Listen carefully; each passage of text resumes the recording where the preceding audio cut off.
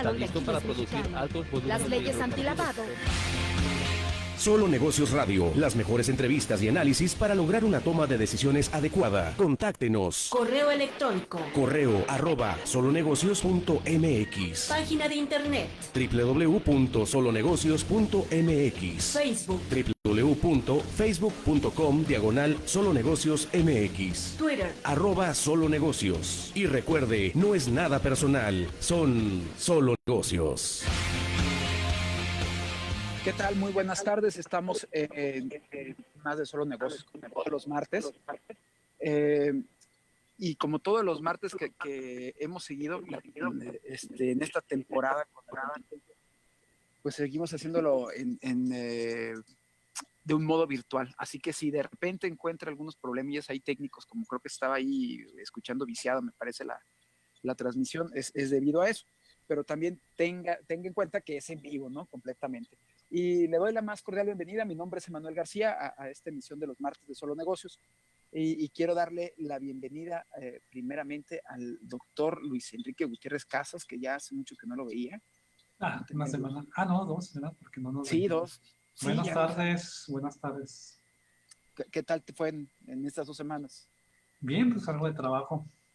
Algo de trabajo. Muchas reuniones a través de estas plataformas digitales. También era de lo que nos quejábamos ahorita antes de que entraras al aire, que en realidad están abusando, ¿no? De esta ubicuidad, de que ya puedes atender 3, 4 reuniones en cuanto sales de una y tener que explotarte. Pero esta semana ya las vacaciones, ¿no, Luis? Pues sí, empiezan el 20, lo que serían.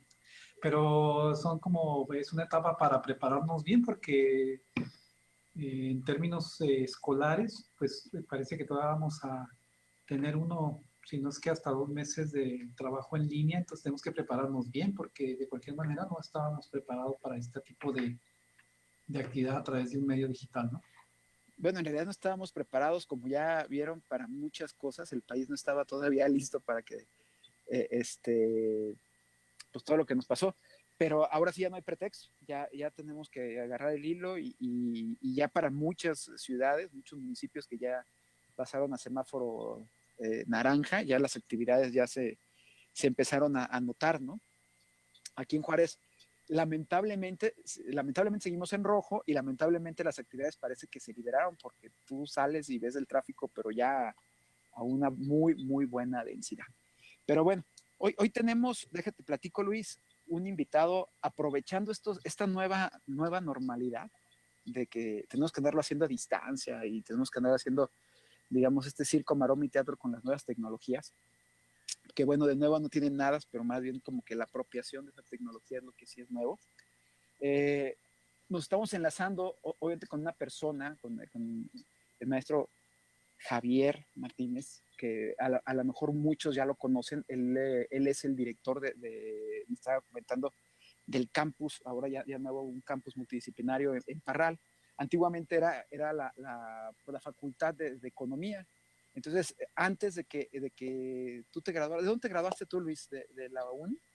De economía, de la licenciatura de la Universidad Autónoma de Ciudad Juárez. Porque yo creo que muchos de los economistas previos, obviamente, no quiero decir más viejos, o sea, previos a tu generación, se debieron haber graduado de Parral, ¿no? Además de que tiene más tiempo, tiene más historia.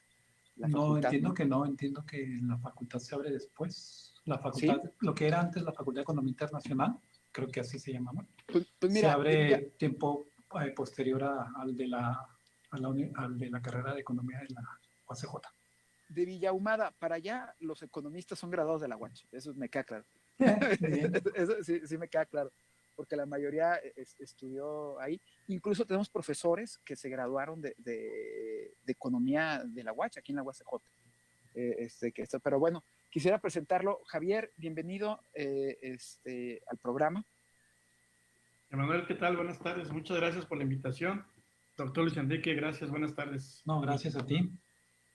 Y mira, el propósito para invitarlo era presente para que nos platicara de un tema que estoy seguro que a ti te interesa de sobremanera. Luis Enrique, que es digamos, de los que te gustan, ¿no?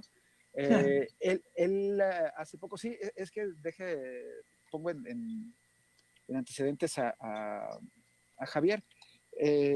Luis hace estudios precisamente de desarrollo regional, y entonces dentro de desarrollo regional, pues hay diferentes temas, entre ellos, obviamente, las cuestiones de mercado laboral, ¿no? Entonces, dentro del mercado laboral, que son, digamos, de las cosas que le gustan a Luis, pues también son las cosas que trabaja Javier. Y lo invitamos presente porque él presentó hace una semana o dos, no estoy seguro bien de la fecha, unos estudios aquí en un congreso también de la Universidad Autónoma de Chihuahua, el campus obviamente de Juárez, precisamente del mercado laboral, pero dentro de esta pandemia, ¿no? Entonces, los datos que tiene, pues son interesantes, pero me gustaría que además de darte la bienvenida, pues que nos platicaras un poquito de esto. O sea, ¿cómo ves tú el campo laboral, este mercado laboral en esta contingencia? Sí, mira, la verdad es que lo que hicimos fue un pequeño análisis. Ya tenemos una publicación en una revista de la UACJ, por cierto. En el 2017 publicamos un artículo sobre el tema de la sobreeducación y la informalidad. Y ese tema de la sobreeducación tiene que ver con las personas que terminan en áreas de trabajo para las que no requieren un nivel universitario, ¿no? Entonces, hicimos un análisis para toda la nación y además por entidades federativas, y este nuevo ejercicio lo hicimos básicamente para Juárez y Chihuahua, que son ciudades representativas a través de la Encuesta Nacional de Ocupación y Empleo. Y la intención de este ejercicio es ver cuánta población, a partir de un método de medición, que se llama método, digamos, indirecto, se puede calcular en cierto sentido cuánta población está en ese tipo de mercado, ¿no? Mercados que para lo que no están en una profesión. Lo interesante de esto es que cuando hacemos el cálculo de este grupo, calculamos a la par otro grupo, que es el que correctamente está dentro del área que le corresponde. O sea, están los profesionistas que estudiaron y además están en un puesto que requieren una profesión. Pero dentro de esos niveles de profesión también están los que estudiaron y están en una profesión, están en un trabajo para lo que estudiaron. ¿Me explico? O sea, hay dos cosas diferentes. Sí. Una es que yo esté en un trabajo que me pidan una profesión, pero no necesariamente es ad hoc a mi carrera profesional. Y el otro es, que yo esté en un trabajo profesional que además es de mi perfil. ¿Ok?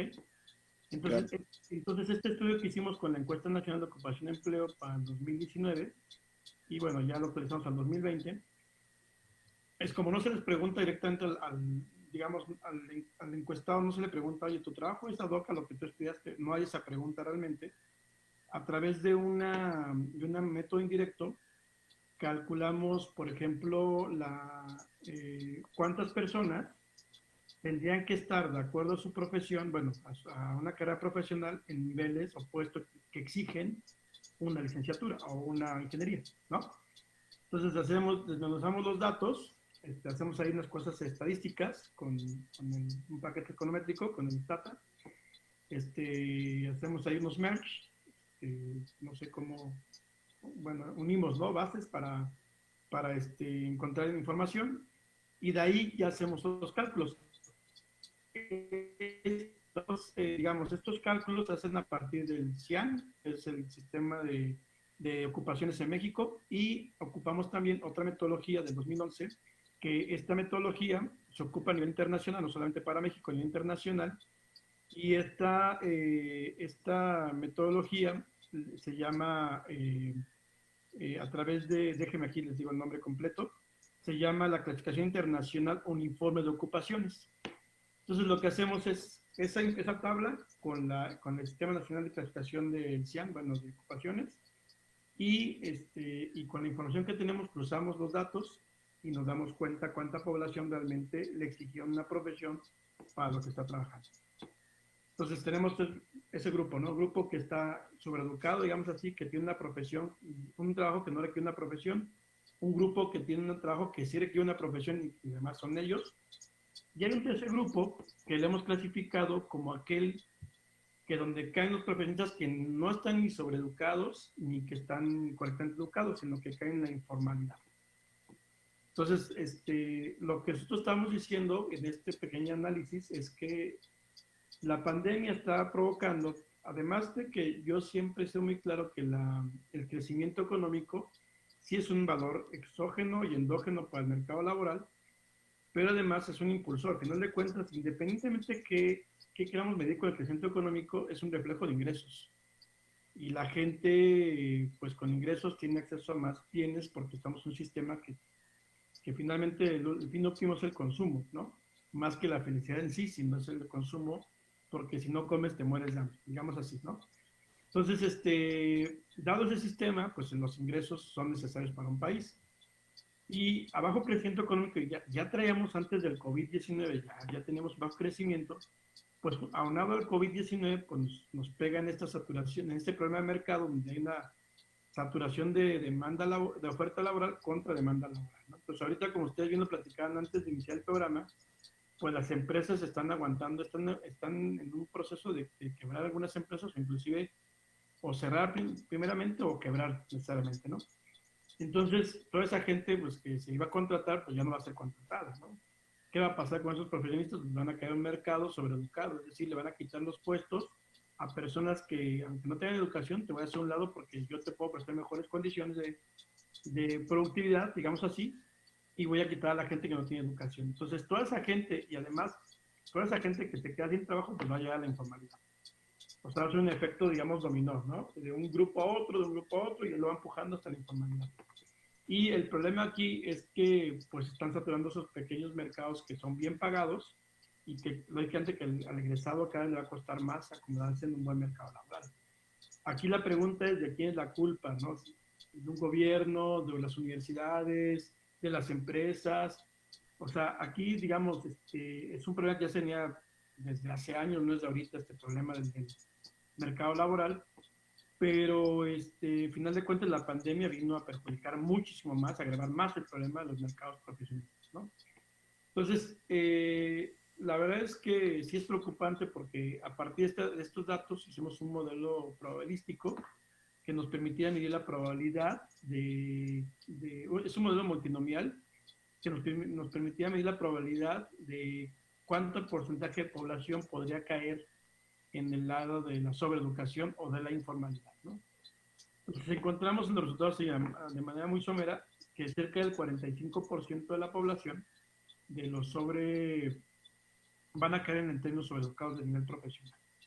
De manera muy general, esto fue lo que terminamos haciendo. Es un modelo, la verdad es que muy amigable, digamos, entre comillas, ¿no? Pero muy sencillo de aplicar, claro, teniendo en mente que hay que hacer la cuestión estadística bien hecha, ¿no? O sea, aplicando el modelo de una manera que se cubran todos en general los resultados se vuelven muy robustos, ¿no? O sea, sí me parece que ¿cuál es la palabra? Pues, se me fue el nombre de la palabra. Hemos hecho el match, digamos así, o con otros trabajos que han llegado a los mismos resultados que nosotros, ¿no? Entonces, coinciden. No es novedoso, pero para México se han hecho pocos trabajos de sobreeducación. Se han hecho más América Latina, ¿no? Trabajos como en Colombia, como en Costa Rica, como en Argentina. Se han hecho trabajos sobre educación. Estos apenas los hemos estado trabajando a nivel nacional, a nivel estatal. Y les digo, yo recién publiqué, recién hace 2 años, 3 años casi ya, en el 2017, un primer trabajo de sobreeducación y informalidad, donde damos aquí la preocupación de que pues, los mercados no están respondiendo de manera óptima al mercado profesionista, ¿no? Y todo esto viene a la par de que, pues, de alguna manera, el sustento teórico es que la teoría de capital humano decía, bueno, yo estudia más para que ganes más, ¿no? Eso es, digamos, de manera muy somera. Pero te das cuenta que llegas a un nivel de profesión igual que todos los demás, no ganas más, o sea, ganas menos. Entonces la pregunta es, ¿por qué? Bueno, hay muchas teorías, ¿no? A lo mejor porque yo no estudié para eso, a lo mejor mientras o simplemente no eres bueno, ¿no? Oye, a ver, permíteme nada más un segundo. Vamos a comerciales porque aquí no te presenté a Arturo, pero Arturo es el que el que nos está carrereando, ¿no? Entonces vamos a comerciales y ahorita regresamos porque tenemos ahí unas preguntas. Regresamos, no se vaya. Continúe en Radio Mexicana 1300 AM con Solo Negocios Radio. Correo electrónico. Correo @solonegocios.mx. Página de internet. www.solonegocios.mx. Facebook. www.facebook.com/solonegociosmx. Twitter. @solonegocios. Son las 4:17. A negativo, murió por sobredosis de heroína. O positivo, murió de un infarto causado por cocaína. B negativo, murió al chocar en anfetamina. AB positivo, murió por sobredosis de plomo al traficar. No importa qué droga química te metas, de todas formas te destruyes. Mejor métete esto en la cabeza. Si te drogas, te dañas. Si necesitas ayuda, llama a la línea de la vida, 800-911-2000. Para vivir feliz, no necesitas meterte en nada. Gobierno de México. En la Cámara de Diputados aprobamos quitar el IVA a toallas sanitarias, tampones y otros productos de gestión menstrual. Este es un hecho histórico que contribuye a cerrar la brecha de desigualdad en nuestro país. Seguimos legislando con perspectiva de género para contribuir al bienestar de las y los mexicanos. Cámara de Diputados, Legislatura de la Paridad, la Inclusión y la Diversidad. La transparencia y la rendición de cuentas son una obligación y un hábito. Por cuarto año consecutivo, el Senado obtuvo el 100% en el cumplimiento de las obligaciones de transparencia establecidas en la ley, según la calificación que realiza el Instituto Nacional de Transparencia INAI cada año. Refrenda así que las tareas en la Cámara Alta se hacen con responsabilidad y transparencia en beneficio de México. Senado de la República. 65ª legislatura. Les habla Israel Muñoz González. Tengo una carrera en el periodismo de más de 20 años y estoy en esta profesión no por el dinero, los premios o los contactos. Estoy aquí para exigir que se trabaje en favor de mi comunidad. Como sociedad podemos dejar las cosas así o comenzar a exigir un cambio. Pero uno verdadero, uno de fondo, uno que ayude a mejorar la calidad de vida de los que vivimos en esta, la mejor frontera de México. Recuerda que una sociedad bien informada siempre tendrá el poder de remover a quien sin disciplina, consistencia, perseverancia, honestidad e integridad no dan su mejor esfuerzo en beneficio de los forenses. Nunca dejes que el miedo te domine. Te invito a que me escuches de lunes a viernes a las 5 en el informativo NN, nuestras noticias de la tarde, a través de Radio Mexicana. Nuestras noticias, 1300 AM, la radio hablada, número 1 en la frontera. Continuamos en Solo Negocios Radio.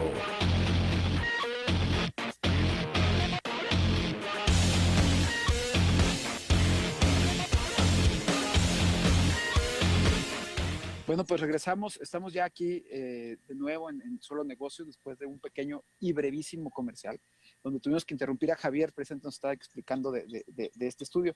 Y además estamos platicando algunas cosas aquí en el comercial, que si sigue la transmisión en Facebook Live, pues se pudo haber enterado más o menos de lo que estábamos hablando.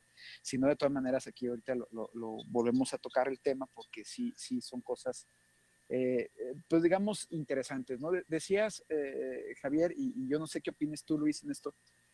¿Cómo ves realmente esto? O sea, digo, yo sé que en términos reales el salario está subiendo, o sea, es decir, le subió al trabajador, ¿no? Pero la pregunta es, ¿la calidad de los trabajos sigue siendo la misma o se está, digamos, precarizando ese trabajo? ¿Qué opinan ustedes?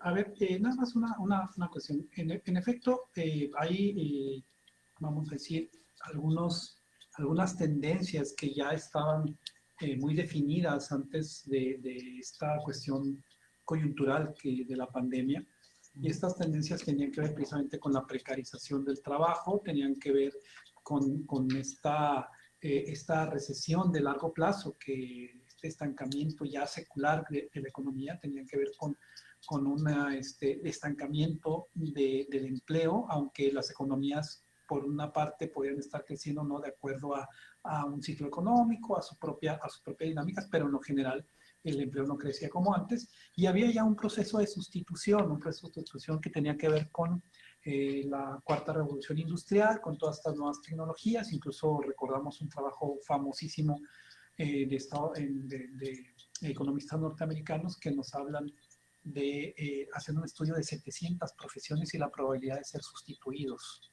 Desafortunadamente, entre los que más tienen probabilidad de ser sustituidos están los del área económico-financiera, por ejemplo, y ya esas eran tendencias. Es decir, entonces, la pregunta sería más bien, bueno, yo estoy entendiendo que están revisando en este trabajo, más bien están considerando como el COVID a partir de un análisis que se llama de cambio estructural, ¿no? Es decir, cambian las condiciones. En este caso, vamos a decir, ¿cuál es la tendencia? Es decir, ya más explicada hacia quienes nos están escuchando, ¿sí? Y si no la probabilidad como tal, la tendencia y qué posibilidades hay de que y qué profesiones sean las que más rápidamente tiendan a ser sustituidas, porque se va a adicionar esta precarización, esta tendencia de estancamiento secular, esta tendencia de sustitución por nuevas tecnologías. Entonces, ahora, ¿qué profesiones? Porque una cosa es que sean subempleados, el subempleo no necesariamente es economía informal, sino tienen sus características, pero ¿qué tipo de profesiones, por ejemplo, son las que más están en riesgo? Sobre todo porque viene no solo estas tendencias, sino en el futuro vienen otras formas de hacer economía y estamos hablando en donde la economía digital va a explotar, pues vamos a decir, va a empezar a tener un mayor auge. ¿Por qué? Porque no solo ya venía esa tendencia, sino ahora parece que lo está exigiendo más, el tipo de forma de hacer intercambios, negocios, ¿sí? Comercialización, consumo. Y entonces, ¿cuáles son las profesiones que ves con más riesgo en este caso, Javier? Muy buena pregunta. Yo creo que ahorita quiero hacer un paréntesis. Precisamente, ahorita, por ejemplo, el gobierno federal, si tú ves todo lo que es enfocado a economía y finanzas, lo está haciendo la nueva área de la economía social, que es lo que está ahorita de moda, y sobre todo porque de alguna manera tiene una visión más de izquierda que el modelo anterior que se estaba trabajando a nivel México, ¿no? Entonces, por ese lado, trato de responder a esta pregunta porque efectivamente yo siento que las nuevas profesiones van a tener que irse enfocando precisamente hacia esas áreas que son más demandadas, en este caso, la nueva economía social. Por otro lado, yo creo que hay carreras, y mira, te platico una experiencia a nivel universidad, ¿no? Nosotros, ahorita, por ejemplo, las carreras que teníamos anteriormente como administración de empresas, ya en muchas universidades ya no existen. Ya se llama meramente administración y se está adecuando a las nuevas necesidades de los mercados laborales. El COVID siento que es una buena oportunidad, digamos, entre comillas, como cuestión, digamos, un fenómeno exógeno, no tanto como la cuestión de salud, ¿eh? Aclaro. En que hay unas áreas, como te digo, la administración que va a estar cambiando. Por ejemplo, mira, teníamos antes la administración gubernamental, ahora se llama la administración de la gestión pública. El hecho de que cambie el nombre y decir, oye, pues es lo mismo, no, es que las competencias que estamos adaptando hacia las nuevas carreras tienen que ver hacia los nuevos mercados que se están formando. Entonces, no es tanto que las carreras desaparezcan, sino que se tienen que transformar. Y hay carreras que así de plano van a tener, bueno, profesiones que van a tener que desaparecer o ya no van a ser necesarias. Pero hay profesiones que ahorita con esta problemática del COVID van a tener un auge interesante, como lo que te digo ahorita, ¿no? Áreas que vayan enfocadas hacia las nuevas necesidades. Por ejemplo, te voy a poner un caso, y tú eres, me imagino, que te decías al inicio, economista, y hay un tema muy interesante que se llama economía de la salud.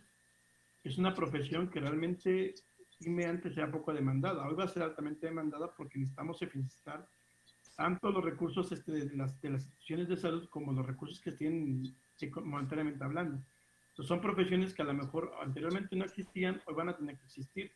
Y no necesariamente la economía se acaba, se tiene que transformar hacia áreas que son necesarias y básicas.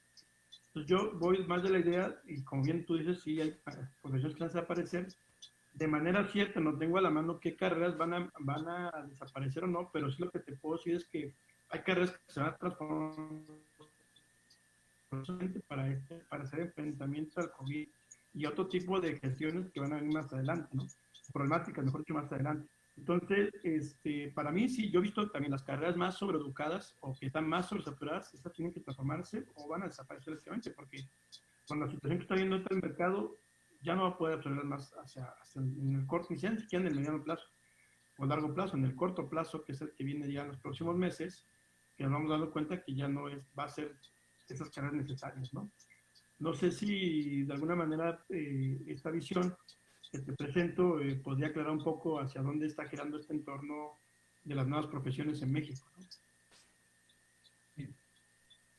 Oye, yo quería preguntarte, en este momento, digo, en la coyuntura que estamos, y en este momento incierto, ¿no? Para todos, para todas las partes, ¿cómo ves que va a afectar precisamente este problema que es el COVID en la parte, precisamente en la precarización de empleo, sobre todo para este mercado laboral que hoy en día, yo creo que el que está peor parado de todos son los que están entrando al mercado laboral?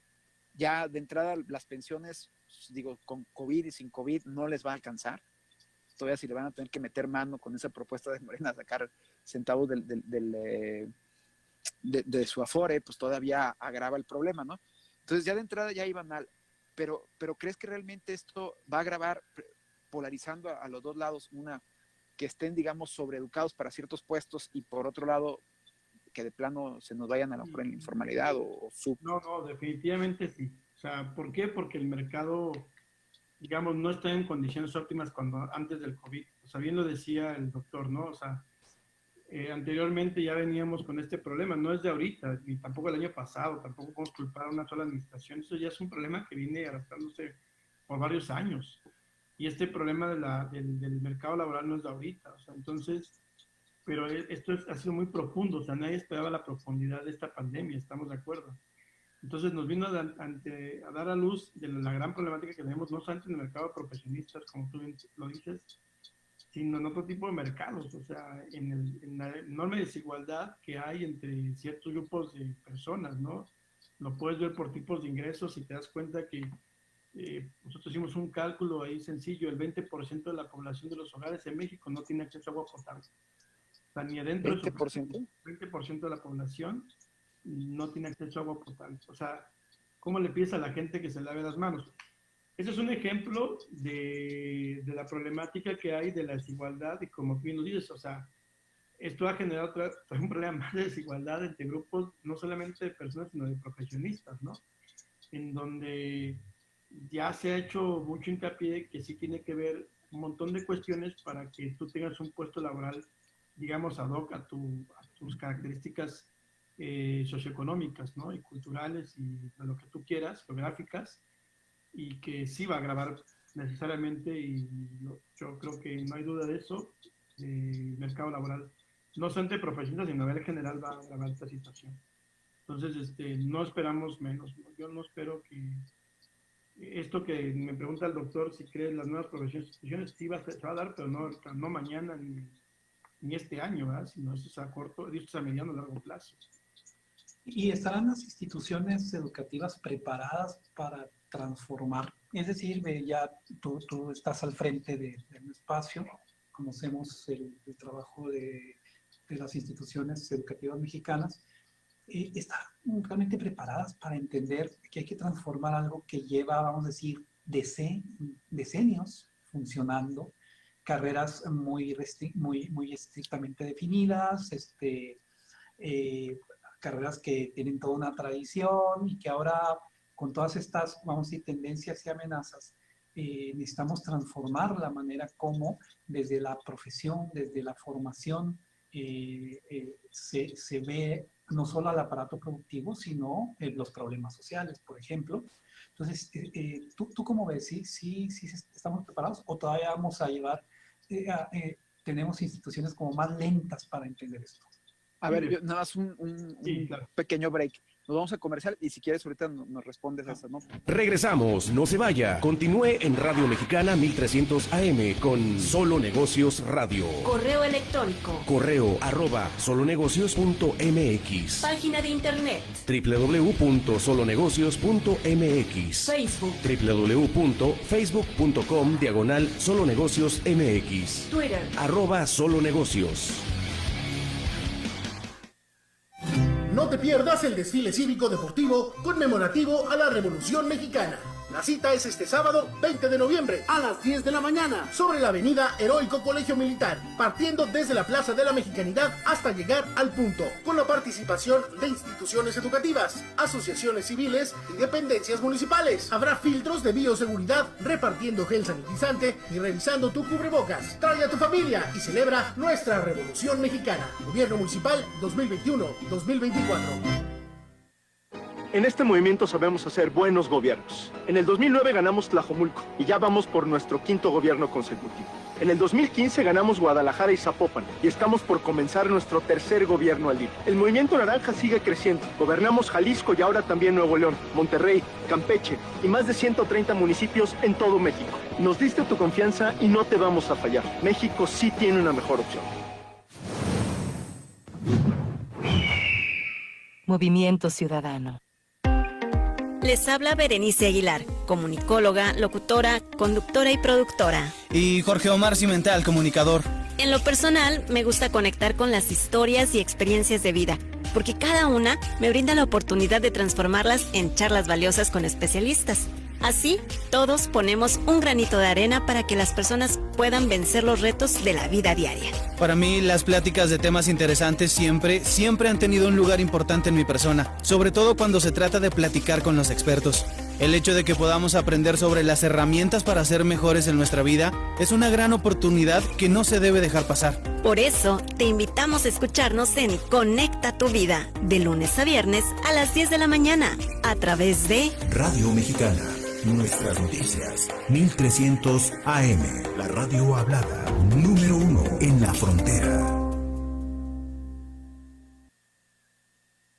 Continuamos en Solo Negocios Radio.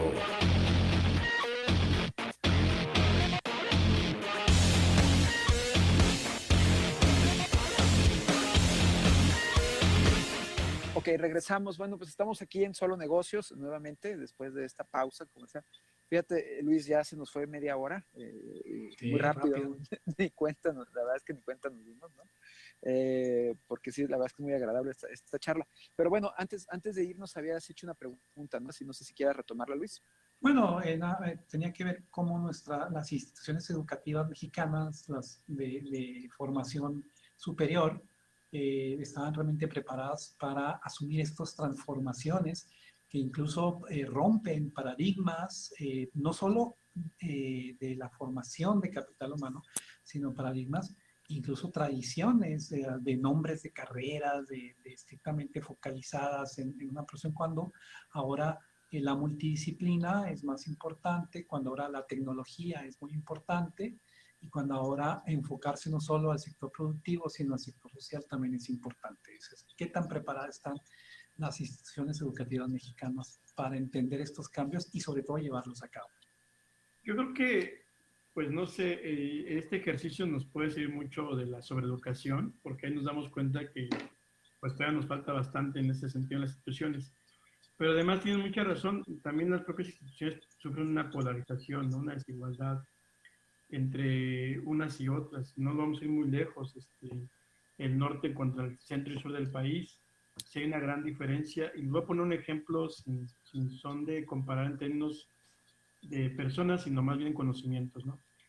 Platicaba con un grupo, me tocó ir a dar una charla a Mérida, a una universidad, no quiero decir nombres, una universidad X, en la cual ellos les preguntaban, oigan, ¿por qué ustedes no tratan de ir al mercado laboral de Chihuahua a competir por un puesto laboral, bla, bla, bla? Y lo primero que me dijeron los estudiantes fue que el nivel educativo no tenía comparación. O sea, ojo, no lo digo que en cuanto a que somos mejores o peores en cuanto a niveles educativos. Hay universidades muy buenas en Mérida también, pues como las hay en Chihuahua. A lo que voy es que ellos decían que el sistema competitivo del mercado era más fuerte que en Chihuahua y que ellos tenían menos oportunidades de acuerdo con los requerimientos que pedían los mercados laborales en Juárez y Chihuahua, que comparados con Mérida. Y yo decía, oigan, pero no, es igual, dice, no, dice, la verdad es que las formaciones son muy diferentes en cuanto a instituciones. Entonces yo siento que algunas, como bien lo decías, Luis, hay unas instituciones que sí van a estar preparadas, van a poder dar ese cambio, van a poder avanzar, pero hay instituciones que van a quedar atrás y no van a lograr. Ojo, yo pongo un ejemplo, una universidad Mérida muy pequeña, que no tiene, digamos, no hay tanta comparación. Yo lo que quería hacer es más bien de las personas en esa universidad, cómo ven diferente la posición del norte del país contra el sureste del país, ¿no? Entonces, y esto no solamente a nivel local, sino que ustedes lo pueden ver a nivel nacional. Cuando uno no está, digamos, entendiendo cómo se vive fuera de, a veces difícilmente vemos que Chihuahua es un estado realmente altamente fuerte en competencia de crecimiento y desarrollo. Y eso nos permite decir que sí hay una gran ventaja en instituciones de todo tipo. No quiere decir que por eso seamos mejores, ojo, tampoco.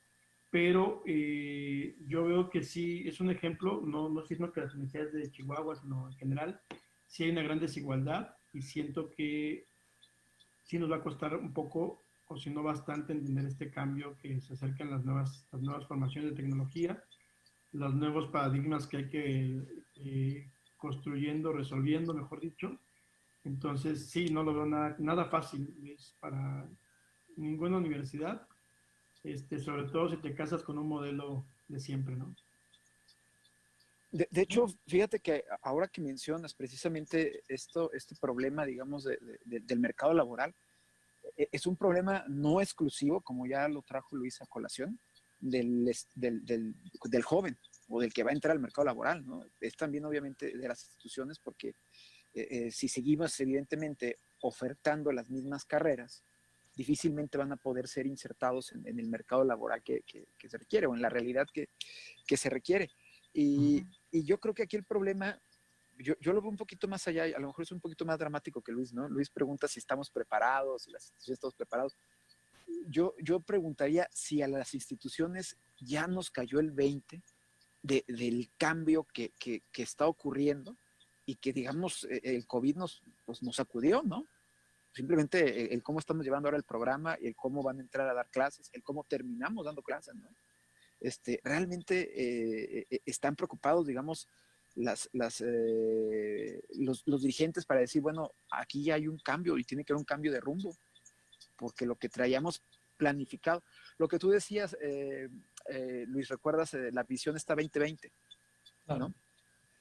La Universidad UACJ tiene, digamos, hace no sé cuántos años fue eso que hicieron en el 2020, ¿en qué año fue, Luis? ¿No te acuerdas? En 1996 empezó todo y terminó ya en el 98. Lo traigo esto como ejemplo porque, fíjate, si desde el 96 al 98 habías hecho una planeación a 2020 y ahorita ya entraron en un proceso, obviamente, de la nueva planeación, la coyuntura o, digamos, el COVID, te saca de todo este esquema para decir todo lo que habíamos planeado, olvídense, vamos para atrás, tenemos que volver a hacerlo y tenemos que planificarlo con otras miras hacia otros rumbos. O sea, ¿crees que realmente, deja todo al margen de que si estamos preparados, nos está cayendo el 20 a las instituciones o todavía nos falta otra cosa? No, yo creo que sí, y yo creo que cada universidad tiene que hacer su papel en este enfrentamiento de la pandemia, ¿no? Y lo que viene más adelante. Ya depende de cada universidad. Yo aquí, sin afán de presumir, pero creo que nosotros, la Universidad Autónoma de Chihuahua, está haciendo lo propio y de manera muy adecuada a las necesidades de lo que se va a empezar a dar el mercado, con este nuevo modelo educativo que está presentando ante la sociedad. Pero yo, regresando a esto, sí siento, Emanuel, que sí tienen que ser cada institución la que tiene que saber cómo enfrentar la situación de cada región o de cada localidad sobre la situación que está pasando hoy en día, la problemática de hoy en día, ¿no? Bien lo mencionaste tú ahorita al principio, cómo nos agarró la tecnología. Muchos maestros no estábamos preparados y no porque no esté preparado, sino me quiero incluir para evitar este problema de la generalización. Pero yo no sé a ustedes cómo les fue, pero en general siento que fue un problema nacional y no solamente, y ahí te va otra, ¿no? Sacando estadísticas de la Encuesta Nacional de Ingresos de estos hogares, encontramos que 13.4 millones de hogares en México no tienen acceso a Internet. O sea, de 35 millones de hogares en México, 13 millones, casi el 43% de la población sin acceso a Internet en México. O sea, imagínate nada más, o sea, de entrada, cómo le exiges al estudiante el acceso a Internet si no tienen en su casa internet. O sea, hubo mucha gente que tuvo que buscar maneras de cómo acceder a internet. El maestro, estamos preparados para dar clases presenciales, pero no virtuales. Entonces, esto es un problema generalizado, por eso te pongo los ejemplos, ¿eh? Y yo creo que aquí cada universidad va a tener que buscar formas y maneras, porque los problemas son muy diferentes en Juárez que en Parral. O sea, eso tiene que ser coherentes, o sea, son problemas completamente yo creo que muy distantes, porque sí, afuera no acceden a internet las mismas partes, ¿verdad? Pero afuera las diferencias son otras, ¿no? No es lo mismo la pobreza, como siempre hemos dicho, ¿no? En el norte del país que en el sureste del país, que es diferente en las regiones inclusive, ¿no?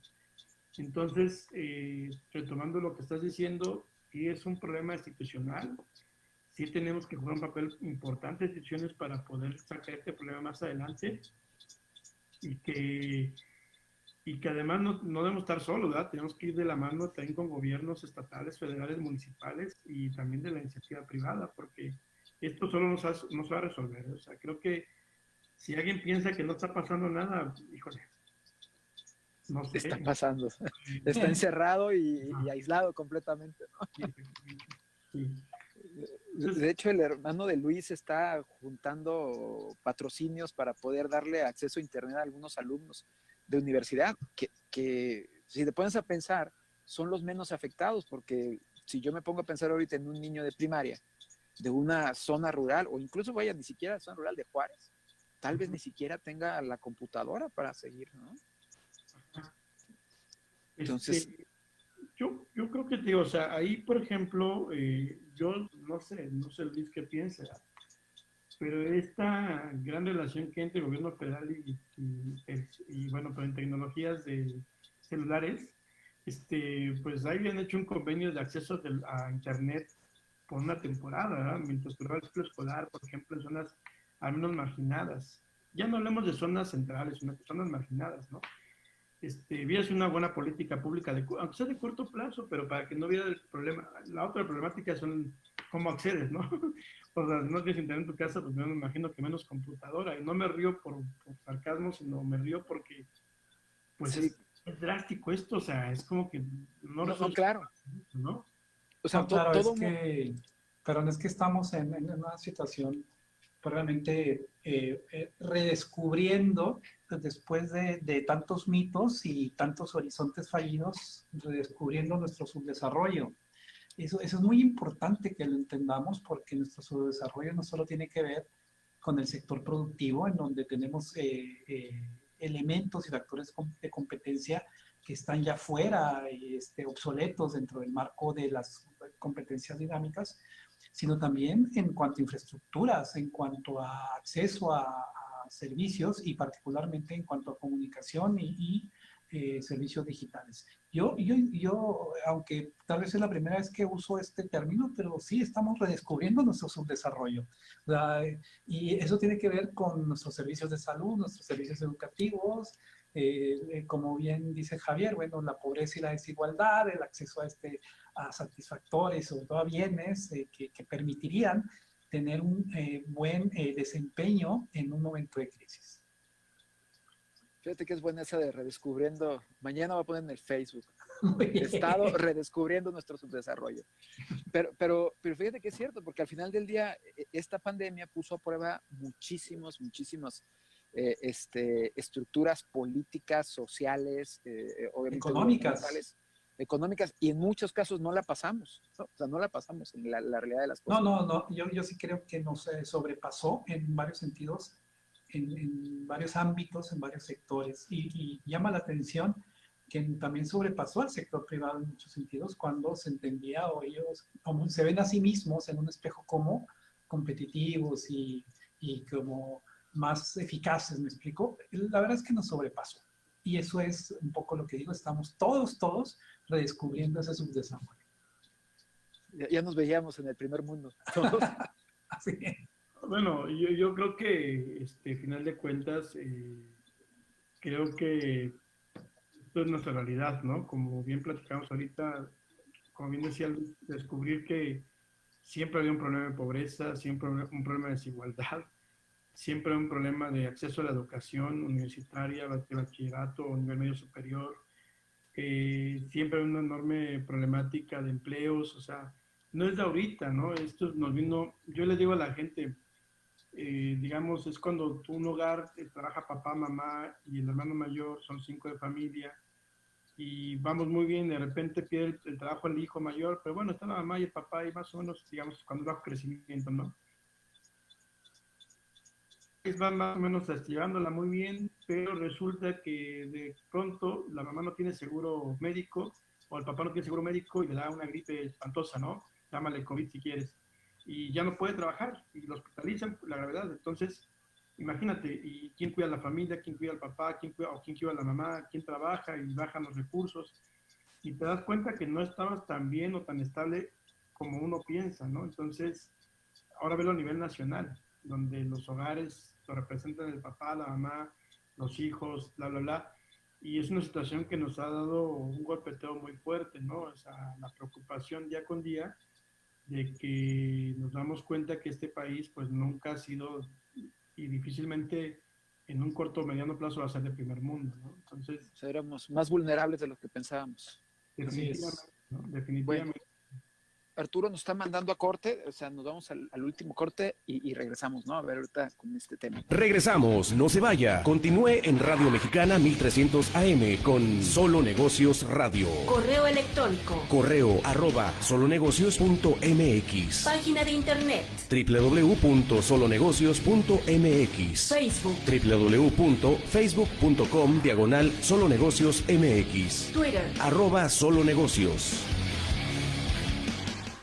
Son las 4:49. Todos podemos ayudar a mejorar la calidad del aire. Sé responsable, verifica tu automóvil y evita multas. La Dirección de Ecología te invita a que aproveches el programa de verificación vehicular desde el lunes 11 de octubre y por 60 días, con más de 30 centros de verificación certificados por toda la ciudad. Busca el que esté más cerca de ti. No lo dejes pasar. Aprovecha el descuento y adquiere tu engomado ecológico. Programa de verificación vehicular por un aire limpio por mi ciudad sana. Gobierno Municipal 2021-2024. Descarga la app de Radio Resultados con la cual podrás escuchar todas las estaciones de nuestra cadena. Descárgala como Radio-Resultados y podrás participar en todas nuestras promociones. Descarga la aplicación en App Store y Play Store para iOS y Android. Radio Resultados. Noticias. Entretenimiento. Deportes. Salud. Cine. Espectáculos. Análisis político y deportivo. Todo en una sola estación. Contenidos para todos los gustos. Radio Mexicana. Nuestras noticias. 1300 AM. La radio hablada. Número 1 en la frontera.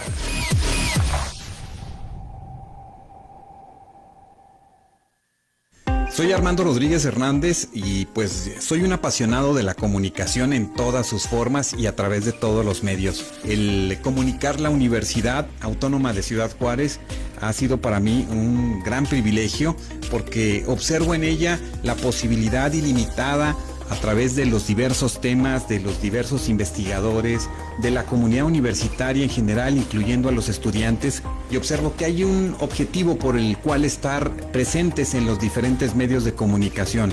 La Voz Universitaria es ese espacio que nos da la posibilidad de ampliar nuestro panorama, de conocer más sobre diversos temas y también concientizarnos de algunos otros. Escúchame todos los miércoles a las 12 del mediodía en Enlace Universitario a través de Radio Mexicana. Nuestras noticias. 1300 AM. La radio hablada. Número 1 en la frontera. Continuamos en Solo Negocios Radio.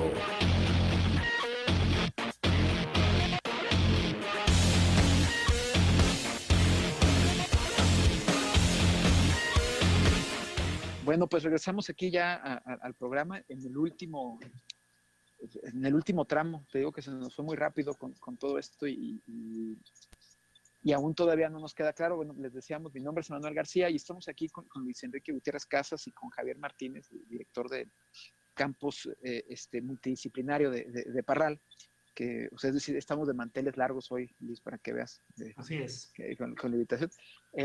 Bueno, decíamos antes de irnos a corte precisamente cómo esta pandemia pues termina pues demostrando muchas cosas, nos exhibió, nos volvió a la realidad, o en palabras, en un término acuñado por Luis Enrique, nos redescubrió en su desarrollo, ¿no?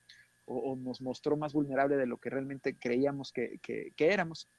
Pero a todo esto, y vuelvo a la mejor a la pregunta, ahorita en el comercial reconoció algo Luis que nunca va a reconocer al aire. Que lástima, los que no lo vieron en Facebook Live, no creo que lo puedan oír al aire, pero él reconocía que realmente hubo pues digamos, una reacción tardía, o simplemente pues, una no reacción. O pasamos por alto algunos elementos esenciales para enfrentar esta crisis. En términos de la política, obviamente pública. O sea, es decir, el gobierno tal vez no estuvo a la altura de estas circunstancias, ¿no? Para reconocer las necesidades, digamos, que pudieran haber tenido los más vulnerables, ¿no? En este caso... Seguramente va a haber muchísimos estudios después, o sea, va a haber una andanada, una tormenta de estudios por parte del sector académico en torno a tantos temas, problemas, situaciones de esta pandemia. Y seguramente en algún momento se va a decir cómo es que un gobierno dice vamos a empezar, e incluso las mismas instituciones educativas, vamos a empezar a hacer esto en línea, ¿sí? Claro. Y de repente no estuvimos ni preparados necesariamente, ni profesores, profesoras, pero muy en particular no había la capacidad para los estudiantes, muchísimos de ellos, de tener precisamente el servicio para poder estar en línea. Es decir, estábamos hablando de mitos realmente, es decir, como bien dice Javier, él acaba de expresar el porcentaje de población que no tiene acceso a Internet. Entonces, bueno, cuando dices vamos a hacer todo en línea, oye, discúlpame, pero todo en línea y todos, porque no vamos a hacer todo, ¿no? Claro, no deja tú el agua, la solución, vamos a lavarnos las manos, pues ¿cómo? ¿No? O sea, ¿cómo? Entonces, ahí es el problema.